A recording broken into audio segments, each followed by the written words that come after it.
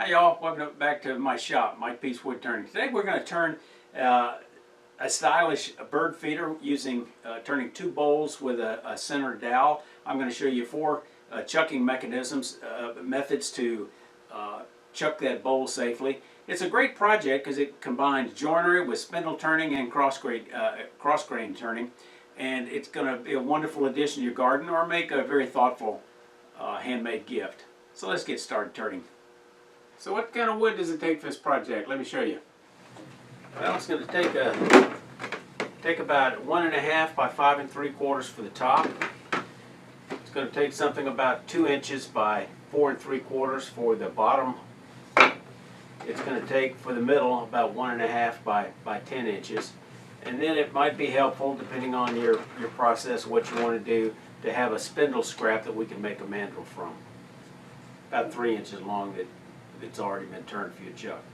Now, the wood can either be flat, like this mahogany, which is, my understanding is it weathers well outdoors, or it can be just any kind of bowl blank type of material you've got, such as this rough piece of red oak. This is probably just not going to hold up as well outdoors. Whoop.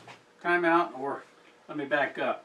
I said that bottom bowl 2 inches by 4 3/4. I actually wanted a little thicker than that. I didn't have any mahogany that thick. So what I'm going to do is I'm just going to glue up another layer, 1 inch to it, to get it up to that 3 inches. And this, you could do the same thing. You could glue up several pieces of wood if you were using board stock like I am.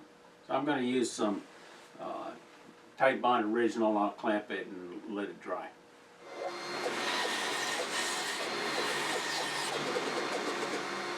Okay, time to start mounting the bowl blank and turning it. I'm going to show you 4 different ways that you can mount this blank. Which way works best for you is up to you. I have my personal preferences, but sometimes it changes based on the work I'm doing and the blank that I'm using. Let's get started. The first method, and one that some of y'all are familiar with, it comes with every lathe, and that's a faceplate, or a faceplate ring, which comes with some chucks, and this is my preferred method. When given a choice between a ring or a faceplate, I use a ring because I just like it better. The second method is either use a screw chuck. These are shop made, but you can also buy them commercially. Small ones for smaller projects, bigger ones for larger projects. The larger the surface area, the stronger the hold. Or a woodworm screw, which I often use. Almost every chuck comes with a woodworm screw, such as this Victory chuck, or the smaller SC2 with a smaller woodworm screw, or the Record Power SC4, and all these methods work very well. Another option that I know a lot of turners don't use, but they ought to look at, and that's if the blank has a flat surface like a board, use Turner's double stick tape. It works similar to a faceplate. So you mount a sacrificial piece of wood either with your faceplate ring or your faceplate, and then you put a couple of strips of Turner's tape on there and mount it, and then let it sit for a few minutes, and it's just amazingly strong. The last approach I would show you is if your blank is not quite thick enough that you don't want to sacrifice a tenon, you glue on a tenon. You know, something like this, whether it's for a small chuck like my SC2 or something a little larger. And you can easily make these out of hardwood by using a hole saw. And it's a handy trick to have a few of these ready if you need them, and just put it on there. You can either use medium or thick CA, or my preferred method would be use carpenter's glue, clamp it, and let it sit for hours. So let's drill a hole appropriate to the screw we're using, and I've got the size drill bit marked on the other side. So we're going to wind up going all the way through this with 3/4 lathe if I drill this.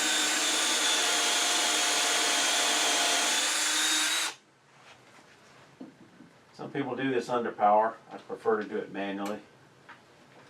Just turn it by hand, put the spindle lock on when I get it started, and screw it the rest of the way. And then I'm going to bring up tailstock support, and we'll start turning. Okay, I got on my dust mask so we can get started. So I'm going to turn a tenon to fit my smaller 40mm jaws, and I found that if I use a pencil with this particular live center, I can rest it along the top, and that'll give me real close to a 40mm tenon size. From here, it's essentially bowl turning. Bring up tailstock.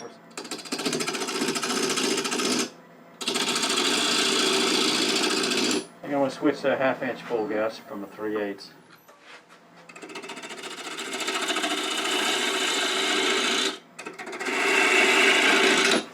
So essentially this is simple bowl turning 101, so I'm going to speed this up just a little bit and adjust my tool rest.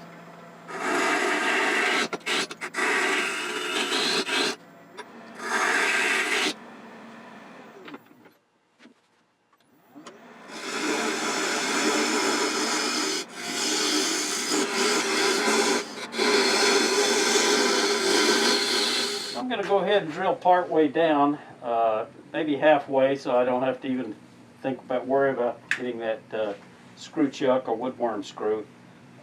So I'll turn it down maybe 1.5 inches. Slow the speed down. 3/4 inch hole.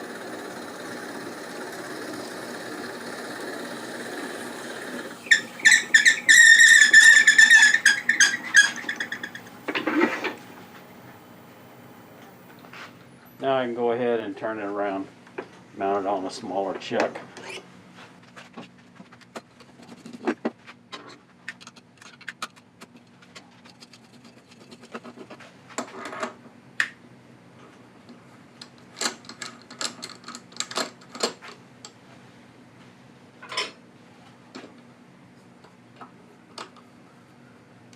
Pressing in from the center, tighten it down. Snug it up on both sides.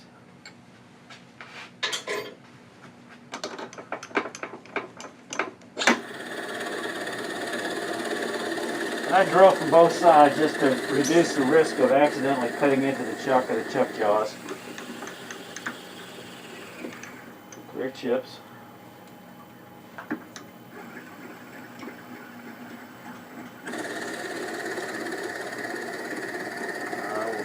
There we go. I think we got it through.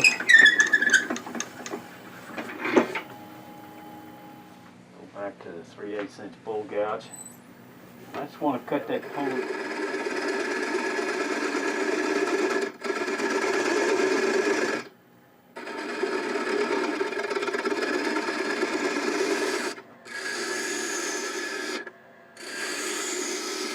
I'm going to remove about 1/2 inch of that cone. We're not going to need.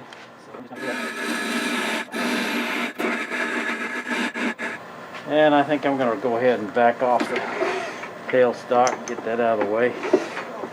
We're going to make that cone about 1/4 inch thick.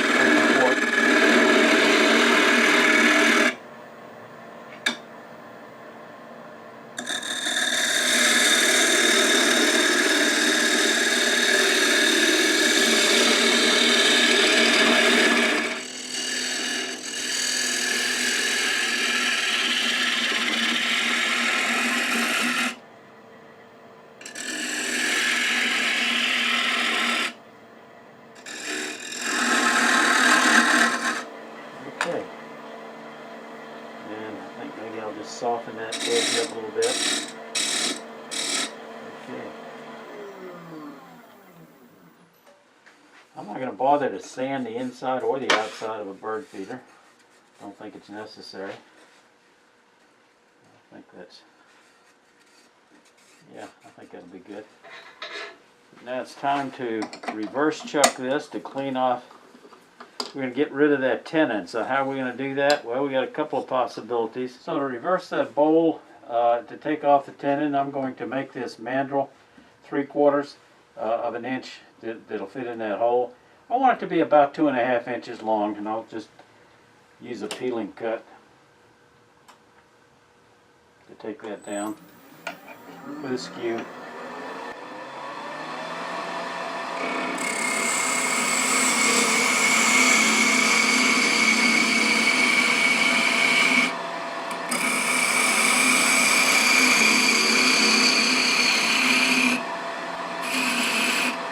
use a wrench to size it. I know further to go.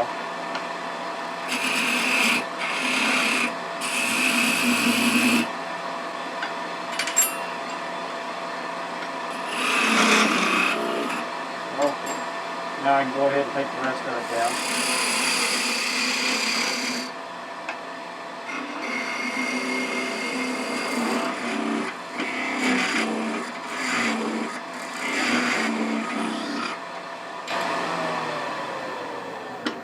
And I'll just size that with my whole gauge and on the 3/4 right here.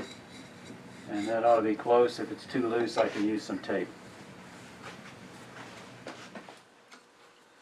And put it on there and jam it on there. And that's probably the easiest way. That's what I've got this handle for. So let's just turn it on. Okay, not running quite as true as I'd like, but I think it's okay. I think I'll go ahead and bring up tailstock cone center support for a little bit. This may actually even help me true it up a little bit.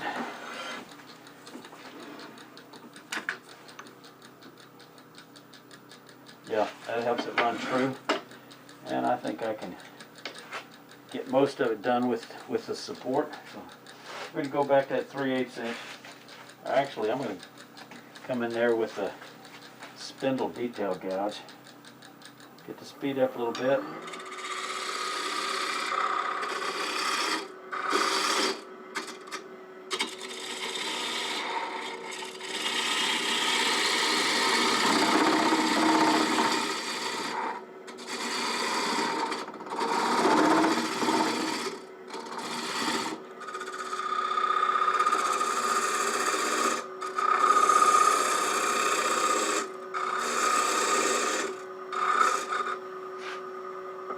We have a scraper to clean up the outside just a bit. It's my spear point scraper in a shearing mode.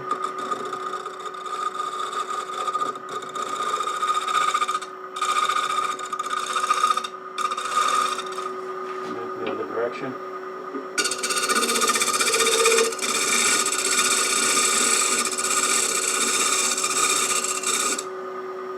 And I may go ahead and hit this with some 120 sandpaper or 100, maybe 100 grit.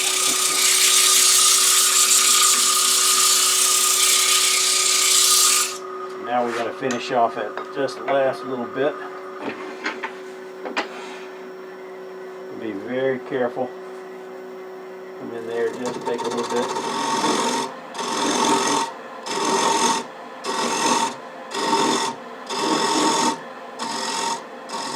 Slightly concave for that downward centerpiece. Just flush. And there we go. There's the bottom part of the feeder. Now a little boil linseed oil. Soak it liberally.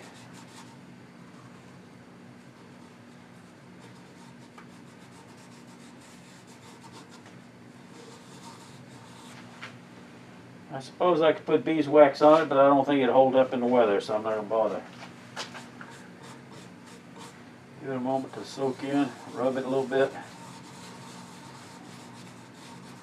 Just kind of burn it in a little bit.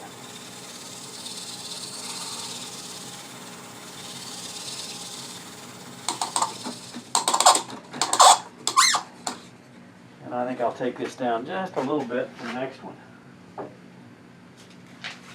Maybe just touch it up with a little sink.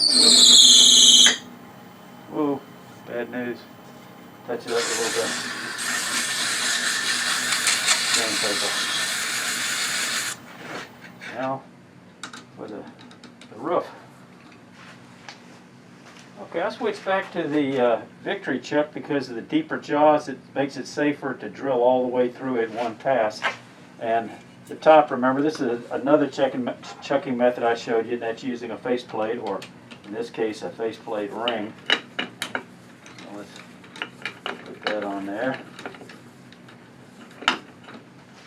So this is going to be the bottom of the roof. I'm going to use a larger set of chuck jaws for no reason except to show you one more time. The easiest way to mark the size is find out you know, if a relative reference that might work for you, this larger live center, the Powermatic, is just the right size for my normal jaws. That's what I'll use when I reverse this. Whereas the other time I used a different live center to make the 40 millimeter. So we're going to go ahead and bring up tailstock support for a little while and make a small tenon.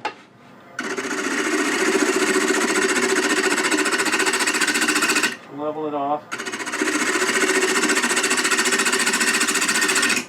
Now we'll cut our tenon, lower the tool rest just a little bit.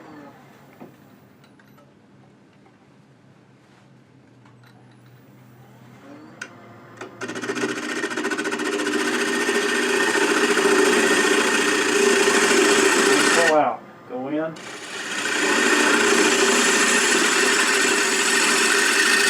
And pull out.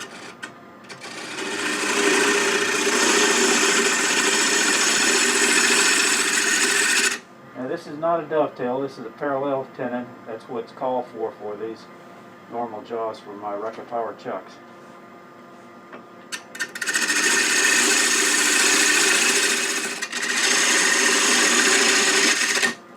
Very difficult to get in there at that angle grind with tailstock support. So go ahead and get that tailstock out of the way. It's not going anywhere with that faceplate ring. No screws.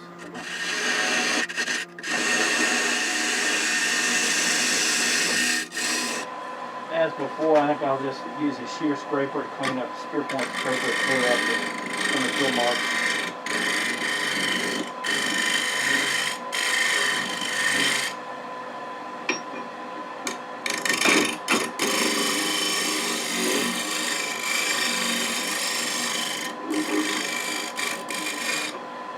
Close enough. Now we're going to drill, in this case we're going to switch to a 1/2 inch hole because the dowel is going to change sizes, so this will rest on a little stop. You can see the advantage of having longer jaws. It's safer to drill through all the way through one time, but if I didn't have these longer jaws I could have drilled from both sides and met in the middle similar to the last time.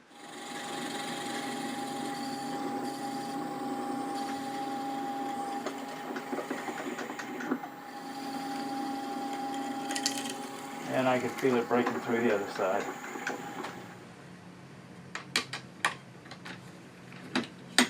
So we're going to turn this around. Boy, it made a mess breaking through, but it doesn't matter because that's all going to be hollowed out. So mount it in our jaws. So we're going to remove the faceplate ring, and this shows why I don't care for this as much as I do the screw chuck. We gotta put at least 4 screws in and take 4 screws off, and we gotta do that for each bowl. That's 8 screws, where we can just thread it on easily with woodworm screw with 1 hole in each.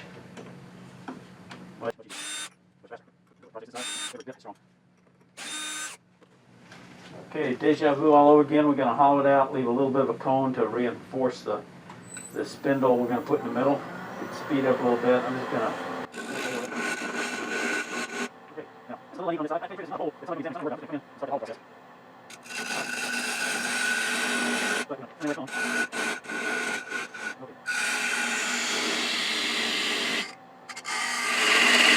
all right, time to measure my digital calipers here. Yeah, that's a good thickness all the way around. I'm just going to kind of clean up that surface a little bit. Clean up this edge here just a little bit. I could probably do it just a little bulk out, but this is pretty fast and easy right here.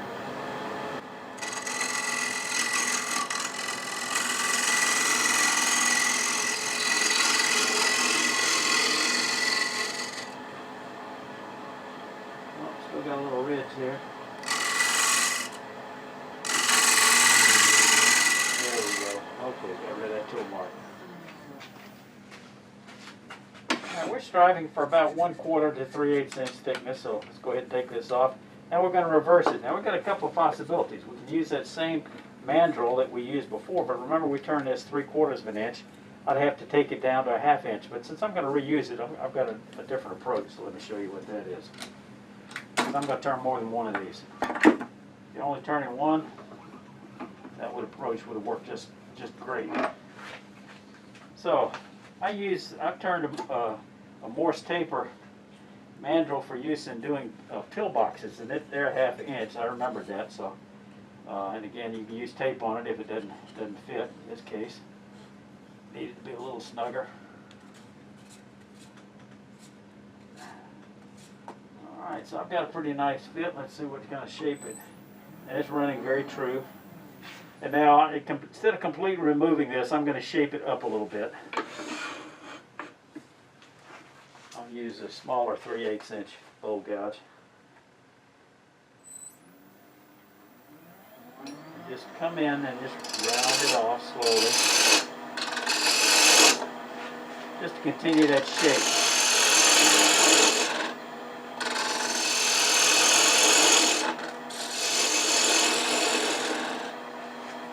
I don't want any water on the top to flow over, so let me take this down just a little bit.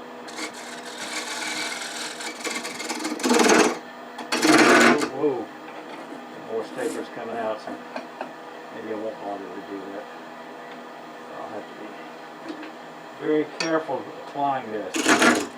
No, it's coming out, so I don't want to do that. I'm just going to let it go. Or, actually, what I can do, keep that in there. Let's just bring up tailstock support. Again, with bring up cone center, all we want to do is not hold the bowl in there, but hold the Morse taper in there. So that'll work. Don't you just love the problem solving with wood turning? This makes it so much fun. Finding ways to accomplish a task.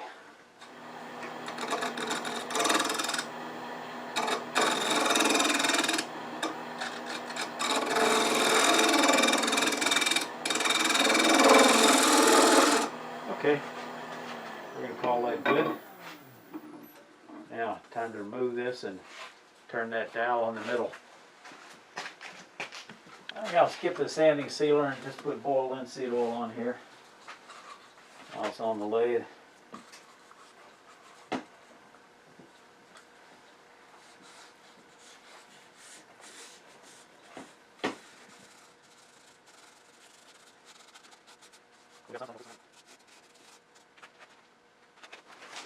Okay, we take this off. We take off the taper. Gosh, I'm going to have to knock that out with a knockout bar. It's a great technique.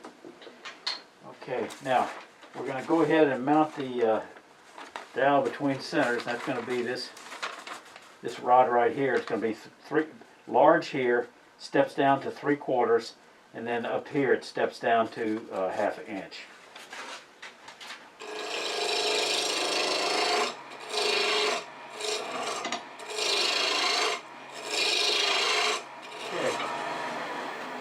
I'm going to make just a tiny bit of a finial here. I'm going to use a skew for that and make a V groove. That's the easiest way right here. And this is going to be the shoulder that fits on the bottom of that bowl. So it's got to step down to 3/4 inch.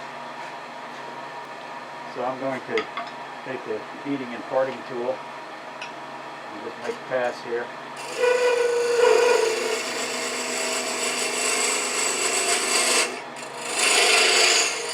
Good place to use your sizing wrench.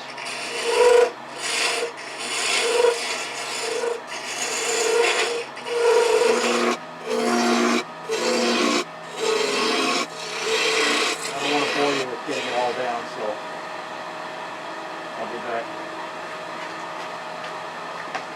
Okay, my goal here on this stem is I want about 1.5 inches between the top of the bowl and the bottom of the top. So here's how we're going to measure that, because this is a little lower, this is a little bit lower. It looks like 4 1/4 will do that from beginning to end. So that's where it shifts to 1/2 inch. So I'm going to measure from here down.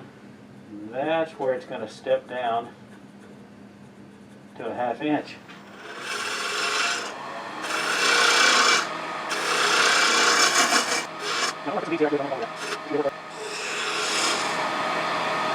Okay, now I'm going to take this off and see how close a fit I've got. If I need to take this down a bit, let's do that.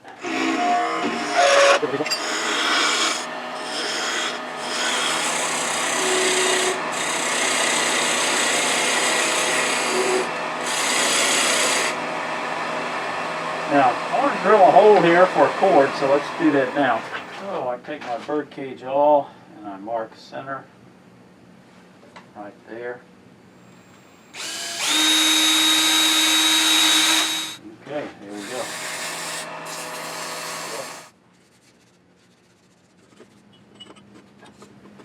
And there we have it. Put a little wire on there, fill it up with bird seed, and let them have it. Here it is outside our kitchen window. Keep in mind that if you don't want to feed the squirrels, you got to follow the 5-7-9 rule. My wife's not real concerned about that. She doesn't mind feeding the squirrels occasionally.